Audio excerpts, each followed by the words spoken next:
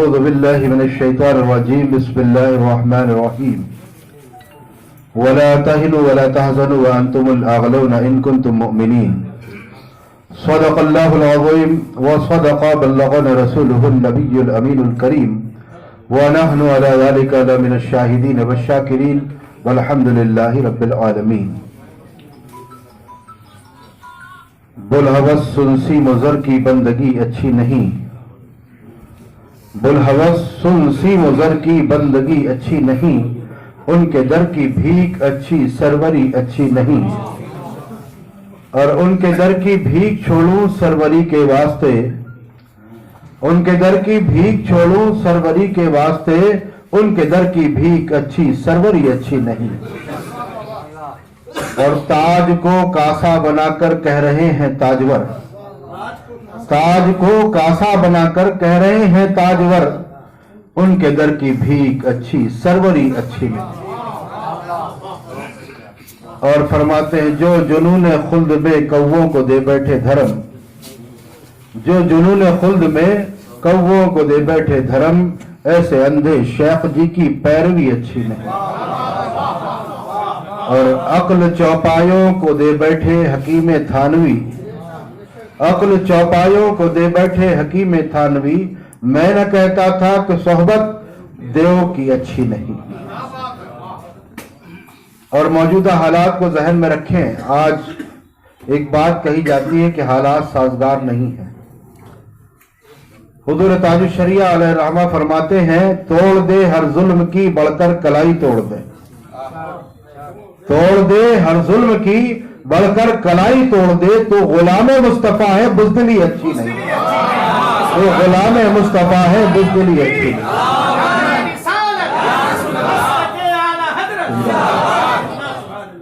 اور جو پیا کو بھائے اختر وہ سہانا راگ ہے، جو پیا کو بھائے اختر وہ سہانا راگ ہے، جس سے ناخوش ہو پیا وہ راگنی اچھی نہیں.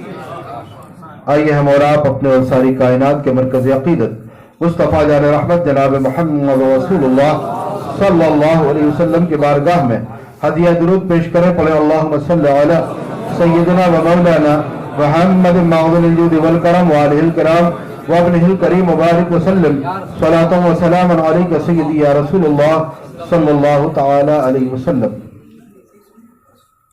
قوت فکر و عمل پہلے فنا ہوتی ہے، قوت فکر و عمل پہلے فنا ہوتی ہے، پھر کسی قوم کی شوکت پہ زوال آتا ہے. حضرات گرامی، آج کی اس محفل کا تعلق تحفظ ناموس رسالت صلی اللہ علیہ وسلم سے ہے. مجھ سے پہلے ابھی حضرت علامہ مفتی حنیف برکاتی صاحب دامت برکاتہم العالیہ نے تحفظ ناموس رسالت کے حوالے سے کچھ گفتگو کی، آپ نے سماعت فرمائی. تحفظ ناموس رسالت ہمارے لیے کتنا ضروری ہے، اس کی اہمیت کتنی ہے، اس کی تفصیل میں جانے کی ضرورت نہیں ہے، کیونکہ آپ بارہا علماء کرام سے سنتے رہتے ہیں کہ میرے آقا صلی اللہ علیہ وسلم نے فرمایا کہ اس وقت تک تم میں سے کوئی مومن کامل نہ ہوگا جب تک کہ وہ مجھے اپنی جان سے زیادہ محبوب نہ کر لے. اور بھی بہت سی احادیث کریمہ ہیں، آیات قرآنی ہیں، اقوال فقہا ہیں جنہیں آپ سنا کرتے ہیں. ہماری گفتگو کا موضوع آج یہ ہے کہ موجودہ دور میں تحفظ ناموس رسالت کیسے ممکن،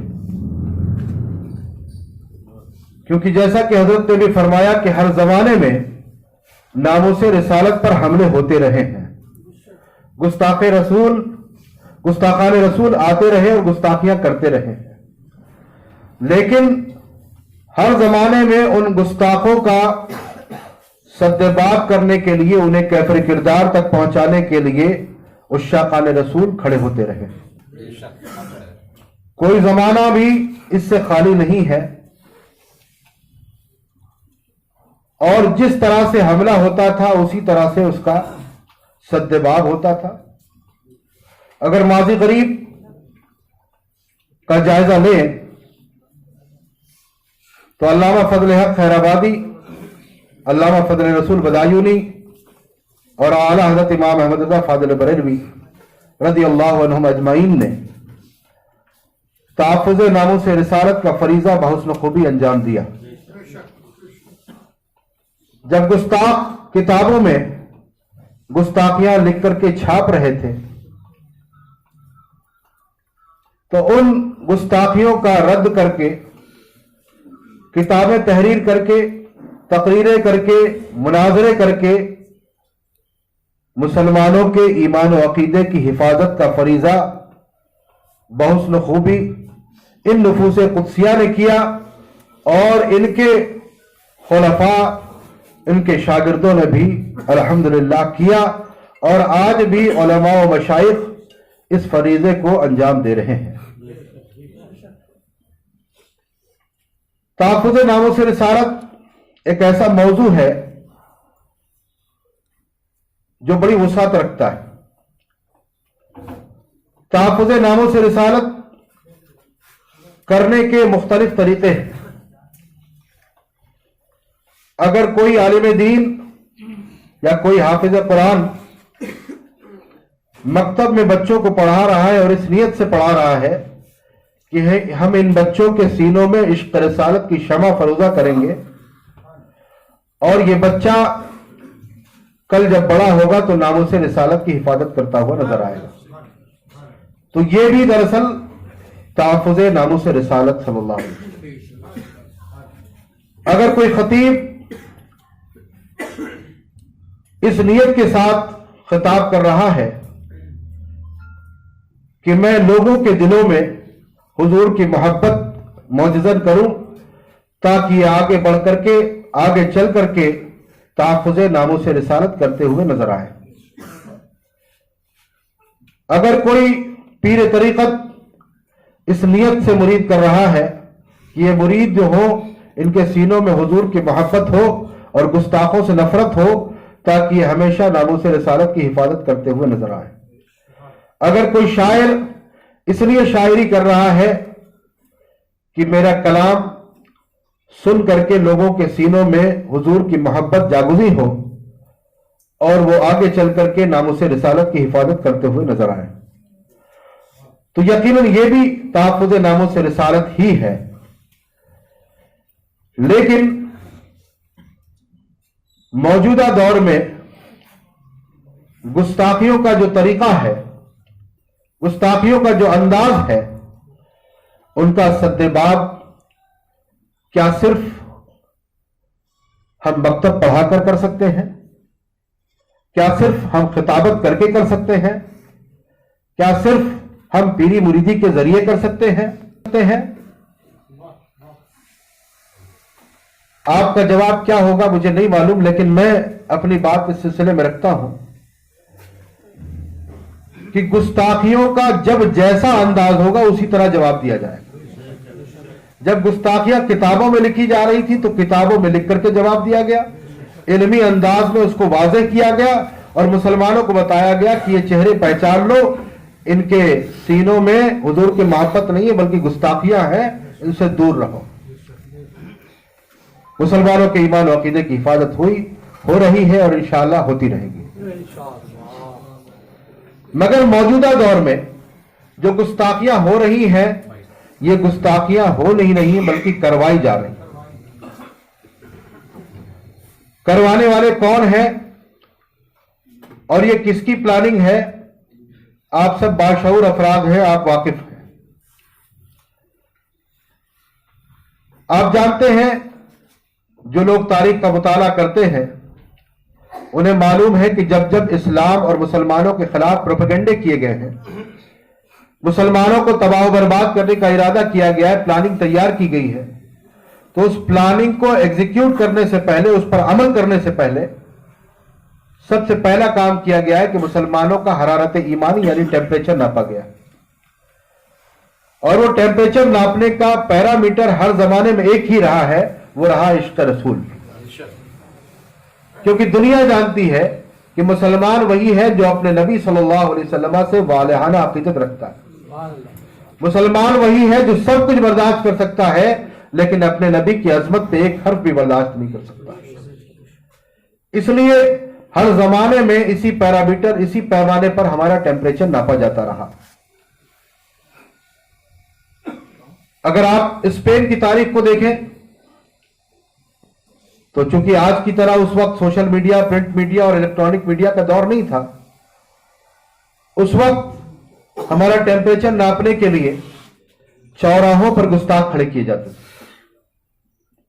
ان سے کہا جاتا تھا کہ تم محمد عربی صلی اللہ علیہ وسلم کی شان میں گستاخی کرو. پھر دیکھتے تھے کہ اس چوراہے سے گزرنے والے مسلمان کیا کرتے ہیں. اگر وہ مسلمان وہاں سے گزرتے تھے اور اس کے خلاف آوازیں اٹھاتے تھے، احتجاج کرتے تھے، کوئی اس پر حملہ کر دیتا تھا، تو وہ کہتے تھے کہ مسلمانوں پر حملہ کرنا اس وقت مناسب نہیں ہے، ان پر حملہ کر کے اس وقت کامیاب نہیں ہو پاؤ گے، کیونکہ ان کے دلوں میں حضور کی سچی محبت، اپنے نبی کی سچی محبت ہے، اور جب تک یہ محبت والہانہ ان کے اندر رہے گی اس وقت تک انہیں تباہ و برباد نہیں کیا جا سکتا. پھر وہ کچھ عرصے تک کام کرتے تھے کہ مسلمانوں کے دلوں سے عشق رسول کو کیسے نکالا جائے.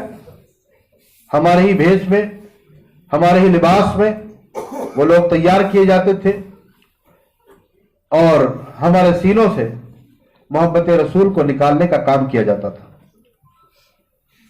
پھر دوبارہ انہی چوراہا پر گستاخوں کو کھڑا کیا جاتا تھا. اب دیکھتے تھے کہ جب مسلمان وہاں سے گزرتا ہے تو کیا کرتا ہے. اب مسلمان گزرنے والا برا بھلا نہیں کہتا تھا، اس پر حملہ نہیں کرتا تھا، بلکہ وہ کہتا تھا کہ یہ گستاخی کرنے والا پاگل ہے، دیوانہ، اسے کرنے دو، ہمیں بولنے کی ضرورت نہیں. یہ کہہ کر کے مسلمان گزر جاتا تھا تو وہ کہتے تھے کہ اب مسلمانوں پہ حملہ کرو، کامیاب ہو جاؤ گے، کیونکہ یہ بظاہر اسلامی لباس والا ہے، نماز پڑھنے والا ہے، لیکن اس کے نبی دلوں میں جو اپنے نبی سے والہانہ عقیدت تھی وہ یا ختم ہو گئی ہے یا بالکل کمزور پڑ گئی. تاریخ شاہد ہے، علماء سے پوچھئے، تقریباً 800 سال جہاں اسلامی حکومت تھی اسپین کی سرزمین، آج وہاں پر اسلام کے نام لیوا نظر نہیں آتے. عزیزان محترم، ملک ہندوستان کو اسپین بنانے کی پوری تیاری ہے. آپ سمجھ نہیں رہے ہیں کہ آپ کے ساتھ ہو کیا رہا ہے، ہونے کیا جا رہا ہے.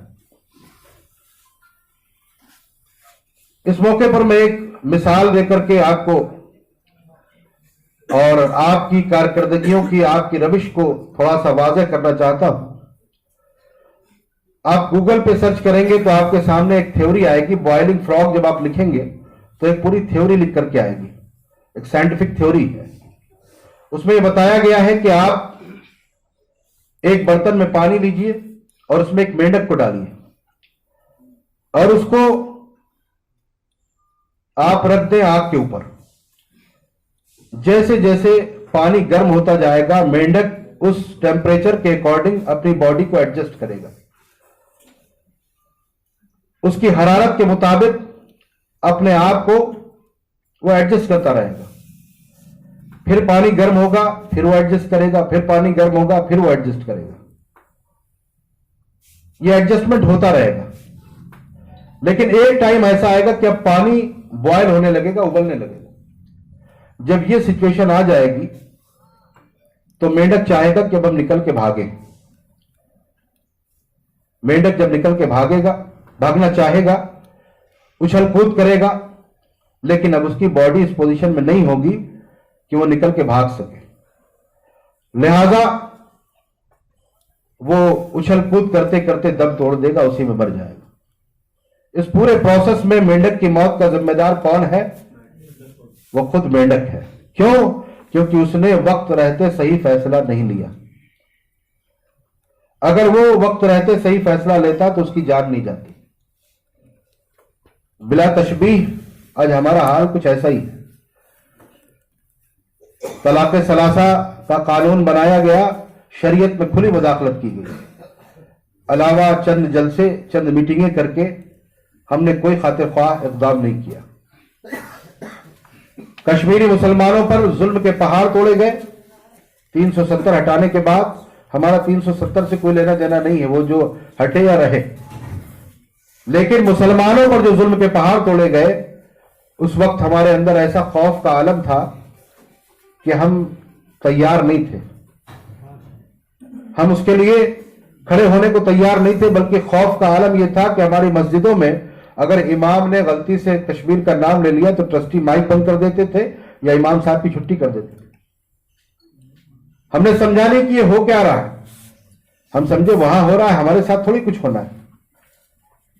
کاش آقا کریم علیہ الصلوۃ والسلام کی وہ حدیث پاک ذہن میں ہوتی کہ میرے آقا صلی اللہ علیہ وسلم نے فرمایا کہ مومن ایک جسم کی مانند ہے، جسم کے ایک عضو کو چوٹ لگتی ہے تو جسم کے ہر عضو کو اس کا احساس ہوتا ہے، اس کی تکلیف ہوتی ہے.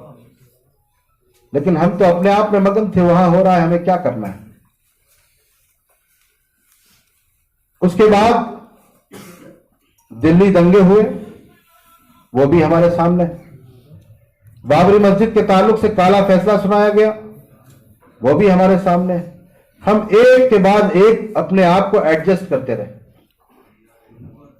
لیکن ایک وقت ایسا آیا جب ہم یہ سمجھے کہ اب ہمیں اس مینڈک کی طرح کسی طرح سے اچھل کود کے نکلنا چاہیے.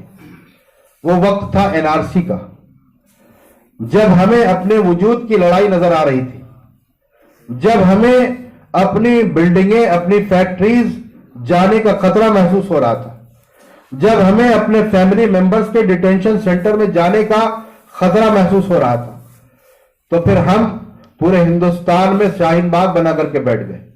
ایک دو نہیں، سینکڑوں کی تعداد میں، اور ایک دو دن 4 دن نہیں بلکہ 4 مہینے. لیکن اب کوئی راستہ نظر نہیں آ رہا تھا. وہ تو لاک ڈاؤن کی وجہ سے آپ کو تھوڑا مہلت ملی ہے، لیکن خوش فہمی میں مت رہی ہے. ابھی وہ سب کچھ ہونا ہے جس کے بارے میں کہا گیا. ہمارا معاملہ یہ ہے کہ ہم بہت جلدی سیف زون میں چلے جاتے ہیں. ذرا سے ریلیکس ہوئے، بس آرام کرو، اب کام ختم ہو گیا. لیکن ہر موقع پر ہمیں اپنی تیاریاں جاری رکھنی چاہیے. دشمن کتنا تیز ہے اور وہ کیا کرنا چاہتا ہے. 100 سالوں کی محنت کے بعد ان کے پاس پورا پلان مسلمانوں کو تباہ و برباد کرنے کا تیار تھا. اس پلان کو تیار کرنے کے بعد اس پر امپلیمنٹ کرنے سے پہلے ہندوستان میں اپنے آقاؤں یہود و نصارہ کی روش پر چلتے ہوئے ہمارا ٹیمپریچر ناپنے کی شروعات 2015 سے ہوئی. اگر آپ کو یاد ہوگا تو جب گستاخ کملیش تیواری نے گستاخی کی تھی تو اس کے خلاف پورے ہندوستان کا مسلمان سڑکوں پہ آیا تھا. آپ کے شہر میں بھی احتجاج ہوا تھا. ہر شہر، ہر علاقے میں، ہر گاؤں میں، ہر قصبے میں تقریباً احتجاج ہوئے، ریلیاں نکلی، میمورنڈم دیے گئے. یہ جوش و جذبہ جب بڑھتا ہوا دیکھا گیا تو محسوس یہ کیا گیا کہ ایسا نہ ہو کہ ہماری پلاننگ فیل ہو جائے اور مسلمانوں کا غیظ و غضب اور بڑھے اور کوئی اسے واصل جہنم کر دے. لہذا اسے سلاخوں کے پیچھے بھیج دیا گیا. جب وہ سلاخوں کے پیچھے گیا تو ہم نے یہ سمجھا کہ اب ہمارا کام ہو گیا ہے. ہم خاموش ہو کر کے بیٹھ گئے. جب ہم خاموش ہو کر کے بیٹھے، چونکہ اسے سزا نہیں دی گئی تھی بلکہ اسے تحفظ فراہم کیا گیا تھا، اسے سیکیورٹی دی گئی تھی. یہی وجہ ہے پھر وہ باہر نکلا. باہر نکلنے کے بعد اس نے اعلان کیا کہ ہم محمد صاحب کی جیونی پہ ایک فلم بنائیں گے. معاذ اللہ ثم معاذ اللہ تعالی. اس نے صرف کہا نہیں تھا بلکہ اس نے باقاعدہ یوٹیوب پر ایک ٹریلر لانچ کیا. مفتیان کرام تشریف فرما ہے. نقل کفر کفر نہ باشد، اور ضمیر گوارا بھی نہیں کرتا، لیکن آپ کی غیرتوں کو بیدار کرنا مقصود ہے. اس نے اس ویڈیو کا نام رکھا معاذ اللہ رنگیلا رسول. کہیے معاذ اللہ ثم معاذ اللہ، معاذ اللہ ثم معاذ اللہ. اتنا بھیانک نام، اتنا زہریلا نام، اس کے پیچھے کیسی گستاخیاں ہوں گی سوچئے. لیکن اس کے بعد ہم نے کیا کیا؟ اس کے بعد ہم نے کیا کیا؟ ہم خاموش ہو کے بیٹھ گئے. جو جذبہ پہلے ہم نے دکھایا تھا وہ جذبہ ہمارا دکھ نہیں رہا تھا.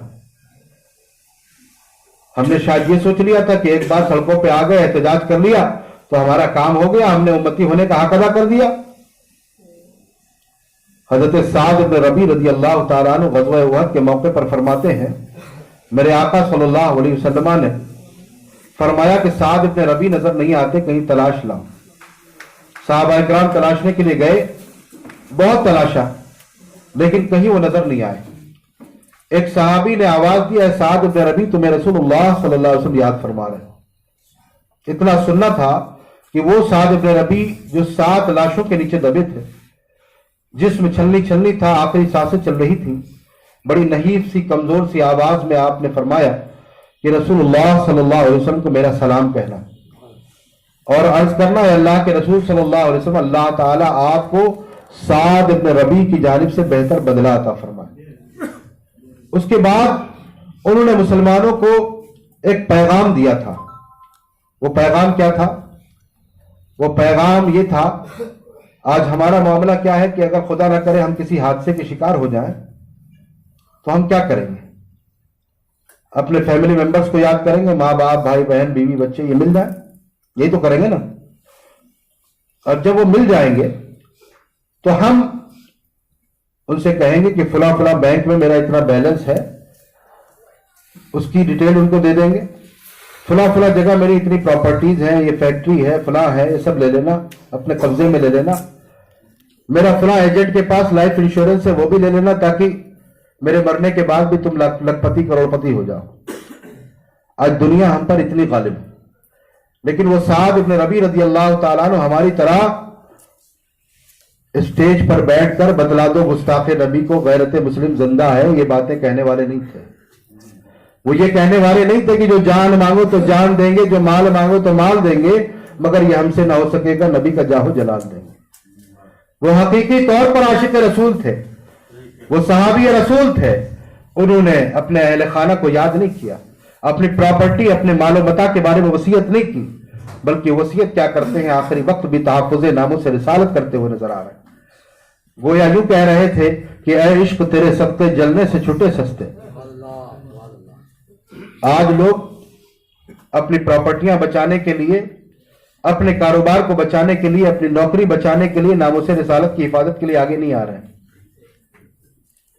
لیکن وہ جانتے تھے کہ اے عشق تیرے سکتے جلنے سے چھٹے سستے، جو آگ بجھا دے گی وہ آگ لگائی ہے۔ لہذا انہوں نے اپنے فیملی ممبرز کو یاد نہیں کیا، اپنے مال و متاع کے بارے میں وصیت نہیں کی، بلکہ وصیت کیا کرتے ہیں؟ اخیر وقت میں بھی تحفظ ناموس سے رسالت کرتے ہوئے نظر آ رہے ہیں۔ وہ کہتے ہیں کہ تم میں سے کوئی ایک آنکھ بھی چمکتی رہی۔ مسلمانوں سے کہنا، یہ جملہ ہے، مسلمانوں سے کہنا کہ تم میں سے کوئی ایک آنکھ بھی چمکتی رہی اور کافر رسول اللہ صلی اللہ علیہ وسلم گاہ میں تمہارا کوئی عذر قبول نہیں ہوگا۔ کیا مطلب؟ جب رب کائنات پوچھے گا کہ میرے محبوب کی بارگاہ میں اتنی گستاخیاں ہو رہی تھی، تم کیا کر رہے تھے؟ اس وقت کوئی امام صاحب یہ کہہ کر کے جواب نہیں دے پائیں گے کہ مولا میں تو امامت کر رہا تھا، اگر کھل کر کے ممبر سے میں ناموس رسالت کی حفاظت کے لیے لوگوں کو میدان عمل میں آنے کی ترغیب دیتا یا خود میدان عمل میں آتا تو میری نوکری چلی جاتی، ٹرسٹی مسجد سے نکال دیتے، میرے بچے بھوکے رہتے۔ اللہ کی بارگاہ میں یہ عذر قبول نہیں ہوگا۔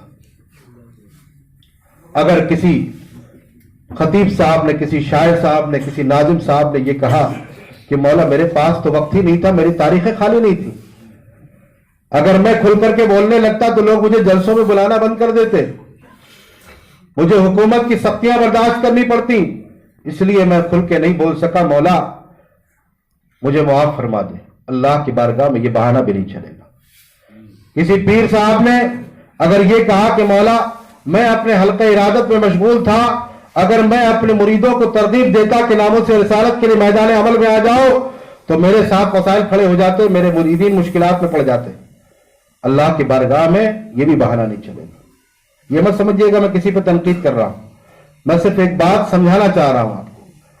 یہاں ہم ایک دوسرے کو کچھ بھی سمجھا لیں کہ ہم یہ پرابلم اور کچھ نہیں چلے گا۔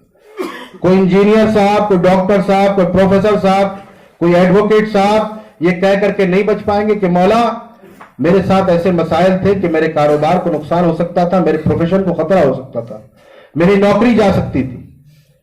کوئی صاحب اگر یہ کہیں گے کہ مولا اگر میں میدان عمل میں آتا تو اس وقت पुलिस की लाठियां खानी पड़ सकती थी, जेलों में मुकदमात में हमें बंद किया जा सकता था, सलाखों के पीछे मेरी जिंदगी गुजर सकती थी, मेरी जान जा सकती थी।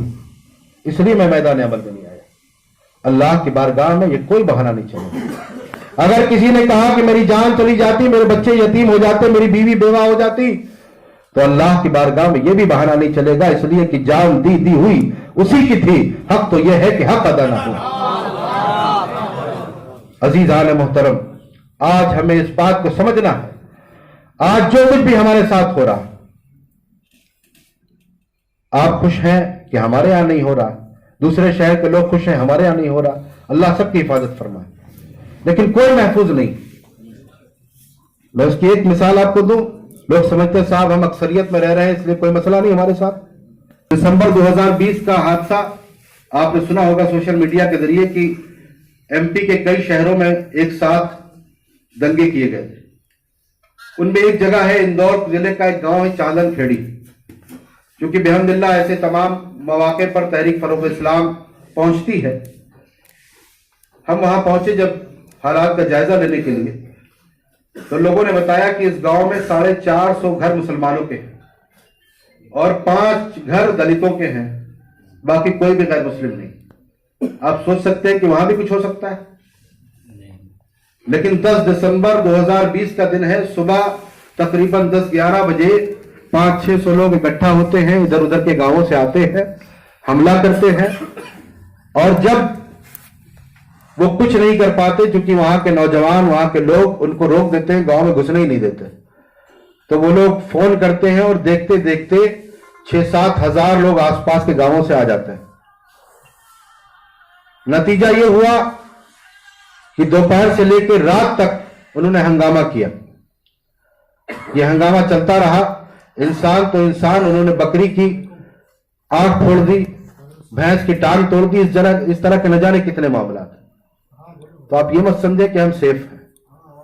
मैं बस एक जुमले में ये बात आपको समझाना चाहता हूं कि अगर अजमत रिसालत पर पहरा नहीं देंगे तो ना हमारी इज्जतें बचेंगी, न जानें बचेंगी, न माल और कारोबार बचेंगे।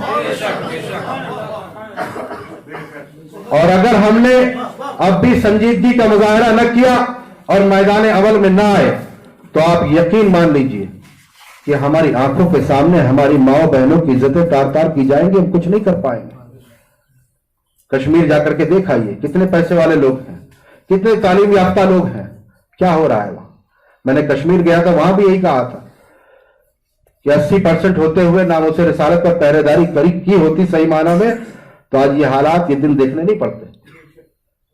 और जब एनआरसी का दौर चल रहा था तो महाराष्ट्र के औरंगाबाद जिले में शहर में मैं शाहीन बाग में, मुझे लोगों ने कहा कि आपको खिताब करना है, मैं गया तो वहां भी मैंने इसी पर खिताब किया कि अभी तो 3 महीने गुजरे हैं, 3 साल भी बैठे रहोगे तुम्हें कुछ नहीं मिलेगा जब तक अजमत रिसालत पर पहरेदारी नहीं करोगे।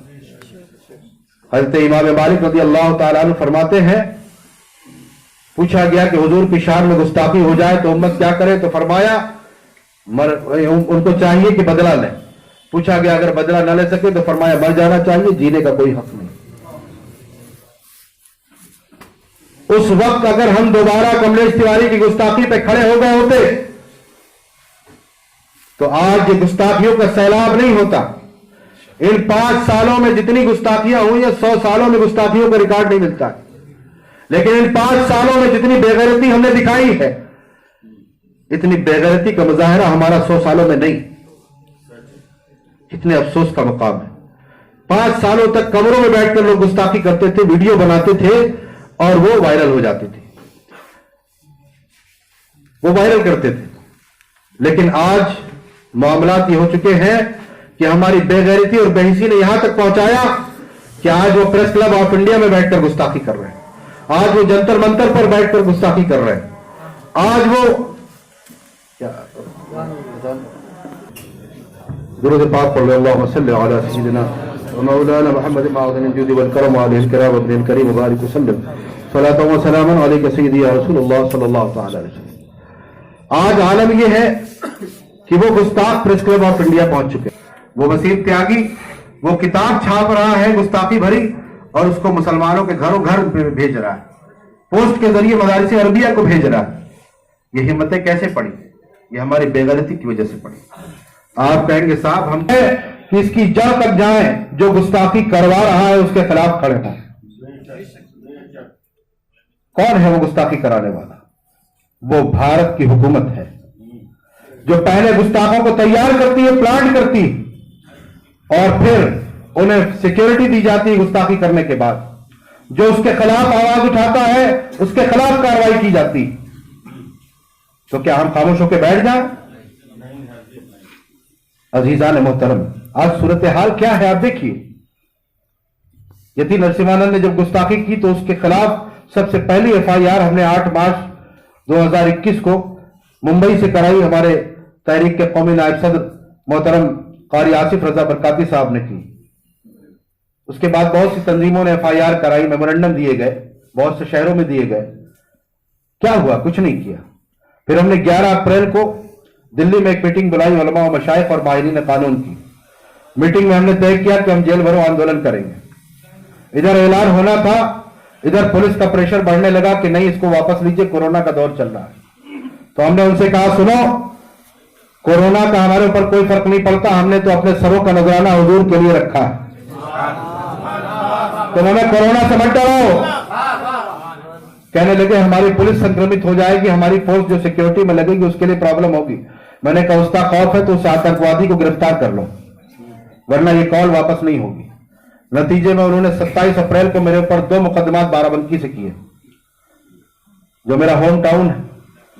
وہاں سے انہوں نے 2 مقدمات میرے اوپر کیے. سوچا کہ مقدمے ہو جائیں گے تو ان کو ٹھنڈا کر دیں گے. باقاعدہ آئی بی کے لوگ ان لوگوں کے پاس گئے جن سے میرا کچھ اختلاف تھا. انہوں نے کہا کہ نہیں ہم نہیں کریں, کہا نہیں کرنا ہے تمہیں, اور پریشر دے کر کے ان سے مقدمے درج کروائے تاکہ ہمارے اوپر پریشر دے سکیں. لیکن انہیں نہیں معلوم کہ باطل سے ڈرنے والے اے آسماں نہیں ہم. 100 بار کر چکا ہے تو امتحان ہمارا. ہم نے اپنی تیاریاں جاری رکھی, لیکن ایک افسوس کا مقام یہ تھا کہ 90 شہروں میں ہمارے لوگ تیار تھے گرفتاریاں دینے کے لیے, لیکن 70 شہر ایسے تھے کہ جہاں پر ان کی قیادت کرنے والے لوگ نہیں تھے. علماء کرام کی توجہ چاہوں گا, جب لوگ ان قائدین کے پاس جاتے تھے تو وہ کہتے تھے نہیں نہیں حالات ٹھیک نہیں ہے, فلاں حضرت نے اعلان نہیں کیا ہے, فلاں پیر صاحب نے اعلان نہیں کیا, فلاں خانقاہ سے اعلان نہیں ہوا ہے, اس لیے ناموں سے رسالت کی بات تو اپنی جگہ, لیکن جیل بھرو آندولن میں شامل نہیں ہونا ہے. 3-4 دن پہلے 4 مئی کا اعلان تھا. 3-4 دن پہلے ایک لیٹر جاری کیا جاتا ہے ایک بڑی شخصیت کے نام سے, اور یہ واضح کیا جاتا ہے کہ حضرت نے منع فرمایا, لہذا کوئی نہیں جائے گا. حالات ابھی سازگار نہیں, جب حالات سازگار ہوں گے تب دیکھا جائے گا. عرض کرنا چاہتا ہوں کہ حالات کسی زمانے میں سازگار نہیں رہے. حالات کو سازگار کیا جاتا ہے, اور حالات سازگار کرنے کے لیے قربانیاں پیش کی جاتی ہیں, اور قربانیاں اتنی زیادہ دینی پڑیں گی جتنی دیر سے اٹھو گے, اور جتنی جلدی اٹھ جاؤ گے قربانیاں اتنی کم دینی پڑیں گی. اور اگر آج سے 20 سال پہلے ہم اٹھے ہوتے تو شاید کوئی بھی قربانی نہ دینی پڑتی, لیکن بہرحال جب آئے تب ٹھیک. کسی نے پوچھا کہ صاحب حضرت لاٹھیاں تو نہیں پڑیں گی پولیس کی. کسی نے پوچھا کہ جیل میں کتنے دن رہنا پڑے گا. میں نے کہا ایسے لوگ ہمیں نہیں چاہیے. ہمیں وہ لوگ چاہیے جو عقل سے نہیں عشق کو غالب رکھتے ہو. اسٹیج پر کہیے کہ صاحب نہ بس ایک جان کیا ہے, اگر ہو کروڑوں تیرے نام پر سب کو وعدہ کروں میں. اور پوچھ رہے لاٹھیاں پڑیں گی. اگر تم چند لاٹھیاں نہیں کر سکتے اپنے نبی کی محبت میں تو بیکار ہے ایسی زندگی.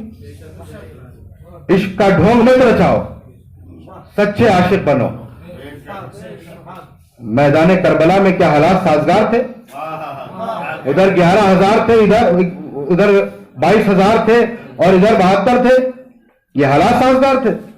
عقل کہتی تھی کہ حسین یزید کے ہاتھ پہ ہاتھ دے کر کے واپس چلے جاؤ.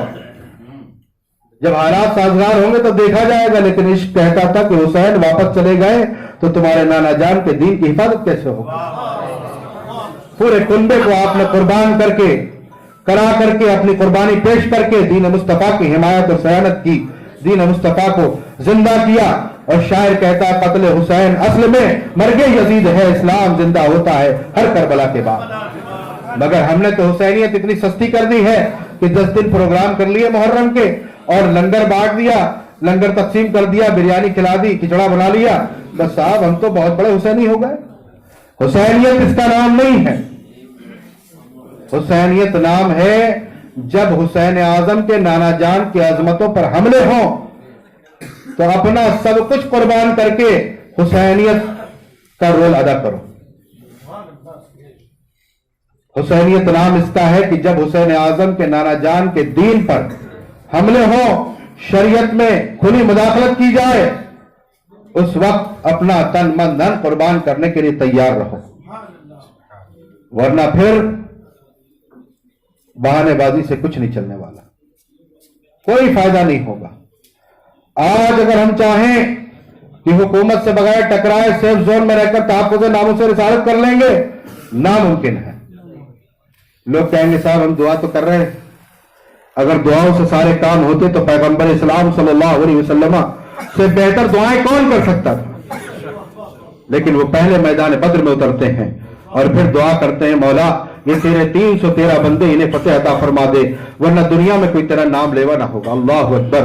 ये गुफ्तगू कोई महबूब ही कर सकता है, ये हमारे हम आप नहीं कर सकते। ये अंदाजे महबूबी है। गोया ये अर्ज कर रहे थे कि मौला ये तेरे 313 बंदे, तो इन्हें फतेह अता फरमा दे, इन्हीं के जरिए से कायनात में तेरे नाम लेवा पैदा हो। अजीजान मोहतरम, होश के नाखून लीजिए, बाहर आ जाइए ख्वाबों से। हम बड़ा दावा करते हैं साहब बतला दो गुस्ताखे नबी को गैरत मुस्लिम जिंदा है। क्या ख्वाब गैरत जिंदा है? अगर हमारी गैरतें जिंदा होती तो ये सैलाब होता गुस्ताखियों का। अब भी हम हिकमत और मसलहत की बातें कर रहे हैं। हिकमत और मसलहत यही है कि हम बैठकर यहां बात कर रहे हैं और आईनी हुकूक का इस्तेमाल करते हुए तहफ़्फ़ुज़ नामों से रिसालत की बात कर रहे हैं। इसी को हिकमत और मसलहत कहते हैं। इससे आगे की बात जो है वो बुज़दिली के अलावा कुछ नहीं। मैं कभी इसकी फिक्र नहीं करता कि कौन खुश होगा कौन खफा होगा। अल्हम्दुलिल्लाह मैं नजराने वाले प्रोग्राम नहीं करता, न नजराना तय करता हूं, न नजराने का जहन में रख के जाता हूं। शुरू से अपना मिशन लेकर के चलता हूं और ज्यादातर ये तो अल्लाह सलामत रखे मुस्लिम स्टूडेंट्स ऑर्गेनाइजेशन के सदर मोहतरम वासिफ बेग बरकाती साहब को कि इन्होंने मुझे मदऊ किया कि हजरत आपको आना है और इस मौजू पे खिताब होगा। अल्लाह ताला इनके जज्बे को सलामत रखे, इनके तमाम रफ़क़ा, इनके तमाम मुआविनीन, इनके पूरी टीम को सलामत रखे और ये जज्बा हमारे हर नौजवान में अता फरमाए। बस जब ये बात होती है कि साथ टॉपिक पे बात करनी है, वरना बिहम्दिल्लाह मैं आपको बता दूं कि जिस दिन बाबरी मस्जिद का फैसला आया था उस दिन मैं बनारस पहुंचा था। सारे मुकर्रिरीन और खुतबा ने अपनी तारीखें कैंसिल कर दी थी, रात में ही खबर आते, लेकिन मैं मुंबई से सुबह निकल के गया था। मैंने कहा मैं आऊंगा, और जब जलसे की इंतजामिया के लोग मेरे पास आए और कहा हजरत हालात ठीक नहीं, सीरत पे खिताब करना है। मैंने कहा सुनो, मैं नजराना तय करके नहीं आया हूं, ना नजराने के लालच में आया हूं। मैं जो चाहूंगा वो बोलूंगा, अगर इजाजत हो तो बोलो, मैं उसका जिम्मेदार होगा, मैं भागने वाला आदमी नहीं हूं। अल्हम्दुलिल्लाह डेढ़ एडमिनिस्ट्रेशन की मौजूदगी में मैंने इसी बाबरी मस्जिद के मौजू पर खिताब किया और आज भी करता हूं, इसकी कोई फिक्र नहीं है। अभी 19 दिन आपको मालूम हुआ होगा त्रिपुरा में रखा मुझे। क्यों रखा? हम 4 लोग गए थे अपने भाइयों की खैरियत पूछने के लिए, उनके साथ उनकी हमदर्दी करने के लिए, उनका ताउन करने के लिए। हमारा जुर्म यह था कि हम आम लोगों की तरह वहां पर के पैसे बांट करके नहीं चले आए, बल्कि हमने जाकर के सीधे पुलिस से सवाल किया था कि ये जब 21 तारीख को मस्जिद में आग लगी है तो 26 को ये रैली की परमिशन कैसे दी गई, और अगर परमिशन दी गई तो फिर इस रैली को ऑर्गेनाइज करने वाली विश्व हिंदू परिषद, इस पर अब तक कार्रवाई क्यों नहीं हुई। वो समझ गए कि ये लोग आम नहीं है, गिरफ्तार किया, जेल भेज दिया। वो समझे थे हमारा मिशन खत्म हो जाए। 19 दिन नहीं, 19 माह नहीं, 19 साल भी जेल में रहेंगे तो ये मिशन इंशाअल्लाह खत्म नहीं होगा। तो भारत की चिंगारी जो भड़क रही थी उसे शोले जवाला बनाने का काम तहरीक फरोग इस्लाम ने जो चंद सालों पहले शुरू किया था वो रुकने वाला नहीं है। शोले जवाला जरूर बनेगा इंशाअल्लाह। और अगर एक कमर उस्मानी, एक आसिफ बरकाती अगर सलाखों के पीछे चला गया और लंबी मुद्दत के लिए भी चला गया तो यकीन मानिए कि हर घर से इंशाअल्लाह कमर उस्मानी और आसिफ बरकाती निकलते हुए नजर आएंगे। باطل سے ڈرنے والے اے آسمان نہیں ہم 100 بار کر چکا ہے تو امتحان ہمارا. اور میں آپ سے یہ پیغام دینے آیا ہوں کہ آپ جیل جانے سے ڈرنا بند کر دیجئے. یہ ہمارے بزرگوں کی سنت ہے. آپ لاٹھیاں کھانے سے ڈرنا بند کر دیجئے. یہ ہمارے بزرگوں کی سنت ہے. وہ ہمیں کس چیز سے ڈراتے ہیں؟ لاٹھیوں سے، مقدموں سے. جب آپ سب کے لیے تیار ہو جائیں گے تو ہم دیکھیں گے ان کی جیلوں میں کتنی جگہ ہے. دیکھ لیں گے کتنی جگہ ہے ان کی جیلوں میں. شرط یہ ہے کہ آپ تیار ہو جائیں. صرف جیل بھرو آندولن کا ایک چھوٹا سا اعلان تھا. چند دنوں میں حالت یہ تھی پولیس کی کہ مہاراشٹر پولیس نے 3 تاریخ کو رات میں ہمارے ساتھ میٹنگیں کی اور کہا کہ آپ 15-20 دن کا موقع دے دیجئے، ہم یہ کریں گے وہ کریں گے. ہمیں معلوم تھا وہ کچھ نہیں کر پائیں گے کیونکہ یہ معاملہ ہے امت شاہ کا. یہ کچھ نہیں کر پائیں گے، ہمیں پتا تھا. لیکن اس کے باوجود ہم نے ان کو ایک موقع دیا تاکہ ہم اپنے آپ کو مزید تیار کر سکیں. عرض یہ کرنا ہے کہ اب وقت آ گیا ہے کہ ہم سر پہ کفن باندھ کے تیار ہو جائیں. ہمیں لاٹھی نہیں چلانی ہے، ہمیں تلوار نہیں چلانی ہے، ہمیں گولی نہیں چلانی. ہمیں اپنے آئینی حقوق کا استعمال کرتے ہوئے کبھی جیل بھرو آندولن کرنا پڑے گا، کبھی سڑک پر کھڑا ہونا پڑے گا. تیار ہیں کہ نہیں؟ اور اگر نہیں تیار ہیں تو اپنی موت مرنے کے لیے تیار رہیں. کتنے لوگ تیار ہیں ذرا بتائیں؟ سارے لوگ. یا رسول اللہ صلی اللہ علیہ وسلم. بہت اچھی بات ہے.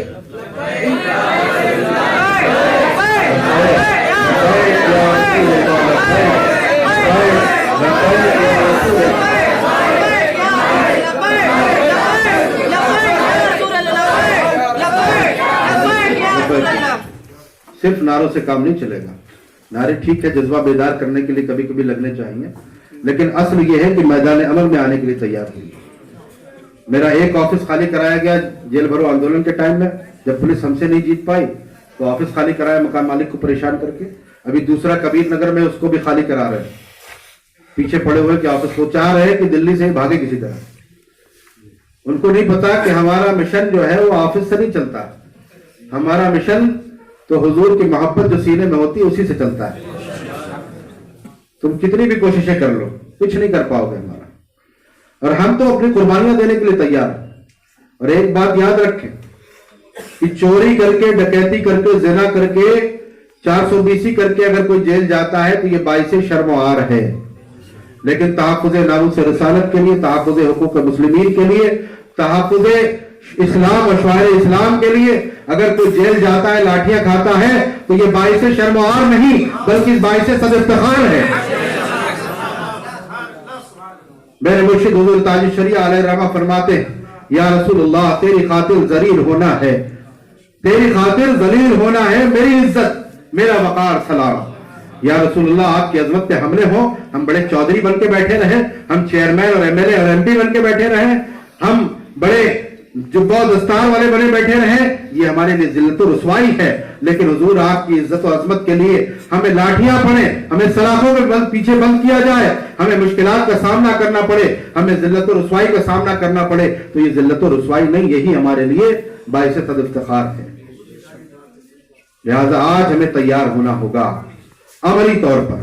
اچھا یہ ہاتھ جو آپ نے ابھی اٹھائے یہ قمر عثمانی کو دیکھ کے اٹھائیں یا اللہ اس کے رسول کو گواہ بنا کے اٹھائیں؟ جن لوگوں نے اللہ و رسول کو گواہ بنا کر کے ہاتھ اٹھائے وہ ذرا ہاتھ اٹھائیں. ماشاءاللہ. اب میرے ساتھ مل کر کے کہیے جو جان مانگو تو جان دیں گے، جو مال مانگو تو مال دیں گے، مگر یہ ہم سے نہ ہو سکے گا. نبی کا جاہو جلال دیں گے. بدلا دو گستاخ نبی کو، غیرت مسلم زندہ ہے، ان پر مر مٹنے کا جذبہ کل بھی تھا آج بھی ہے. اللہ استقامت عطا فرمائے. تو اب میں آپ کو 3 کام دے کر کے رخصت ہوتا ہوں. پہلا کام یہ ہے کہ آپ سب تحفظ ناموس رسالت کے مبلغ بن جائیں. کرنا کیا ہے؟ بہت چھوٹا سا کام ہے. اپنے کاروبار کرتے رہیے، اپنی نوکریاں کرتے رہیے، سب کرتے رہیے، لیکن روز کم از کم اپنے ایک بھائی کو یہ بات سمجھانی ہے جو آج آپ نے یہاں سنا ہے کہ سنو بہت ہو چکا، اب ہم بیٹھیں گے نہیں اور تمہیں بھی بیٹھنے نہیں دیں گے. اگر ہم سے دوستی رکھنی ہے، تعلقات رکھنے ہیں تو ہم ناموس رسالت کے لیے کھڑے ہو جاؤ. کریں گے کہ نہیں کریں گے؟ روز کم سے کم ایک فرد تک کی بات پہنچانی ہے آپ کو، ٹھیک ہے نا؟ دوسرا کام جو سب سے اہم کام وہ یہ ہے کہ یہاں سے جب اپنے گھروں میں جائیں تو سب سے پہلا کام یہ ہونا چاہیے کہ اپنے گھر والوں کو جمع کر لیجیے، بیٹھ جائیے اور کہیے میرے والد گرامی ہے، میری والدہ محترمہ، میں آپ سے بڑی محبت کرتا ہوں، آپ کے بڑے حقوق ہیں مجھ پر، لیکن جب بات حضور کی عظمت کی آئے گی اور میں ناموس رسالت کی حفاظت کے لیے میدان عمل میں آؤں گا، اس وقت آپ میرے قدموں کو مت روکیے گا، آپ مجھے آنسو مت بہائیے گا، بلکہ آپ دعائیں دے کر کے رخصت کیجیے گا اور فخر کیجیے گا کہ آپ کا بیٹا تحفظ ناموس رسالت کے لیے میدان عمل میں جا رہا ہے۔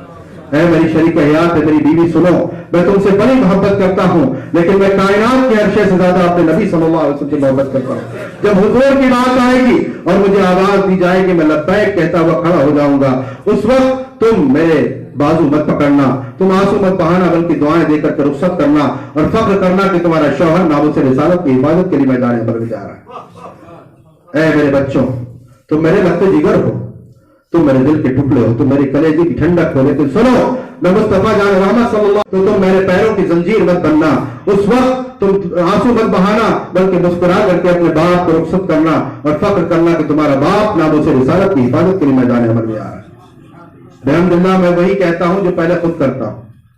جب یتی نرسمہانند کے خلاف FIR اور میمورنڈمز کے بعد کوئی کارروائی نہیں ہوئی تو میں سب سے پہلے اپنی والدہ کے پاس گیا اور ان سے میں نے عرض کیا کہ آپ کا بیٹا جس مشن پہ کام کر رہا ہے، ہو سکتا ہے اب ہمیں بڑی قربانیاں دینی پڑے، لہذا میں آپ کے پاس صرف اجازت لینے کے لیے آیا ہوں کہ آپ مجھے اجازت دے دیں، ہو سکتا ہے کل کو آپ کو یہ خبر آئے کہ آپ کا بیٹا کسی ہاسپٹل میں ایڈمٹ ہو سکتا ہے کل اچانک آپ کے سامنے آپ کے بیٹے کی لاش ہو، تو میں یہ چاہتا ہوں کہ آپ خوشی سے ہمیں اجازت دیں اور اس وقت آپ کو تکلیف نہ ہو۔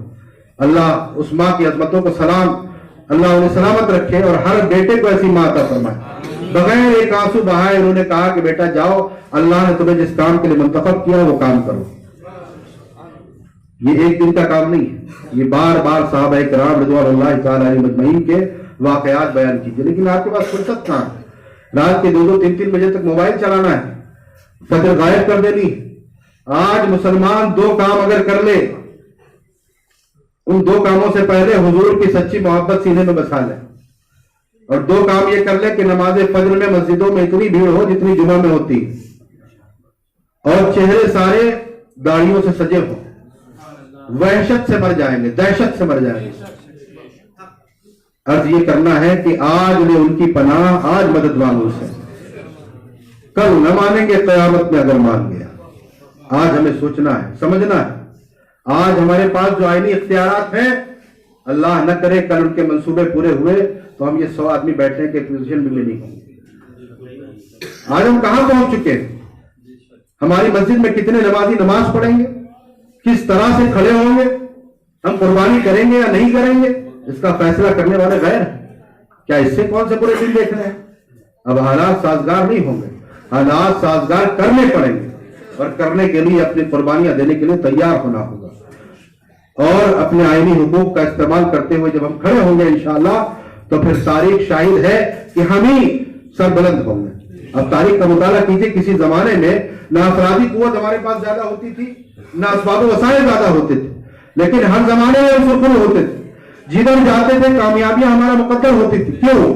کیونکہ حضور کی محبت سینوں میں ہوتی تھی، اور اسباب پر نہیں خالق اسباب پہ بھروسہ ہوتا تھا، پھر جدھر جاتے تھے کامیابیاں قدم چومتی تھی۔ اور ڈاکٹر اقبال ہماری کامیابیوں کے بارے میں کہتے ہیں، دست تو دست ہیں دریا پہ چھوڑے ہم نے، بحر ظلمات پہ دوڑا دی گھوڑے ہم نے۔